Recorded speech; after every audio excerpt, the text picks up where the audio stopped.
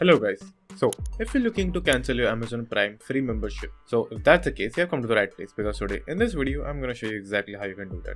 Now, the first thing that you have to do is just simply go to a browser, then open your amazon.com. Now, click on your account over here, then click on Prime.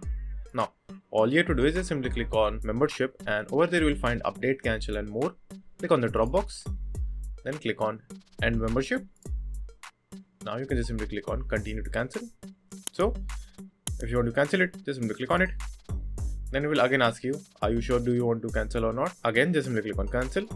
Now in the end, it will show you the expiry date and all the details. So in the end, if you finally want to cancel your Prime membership, so just simply click on end and whatever date you may have while you are cancelling the Prime membership. So just simply click on this and your Prime membership will be cancelled. So that's it.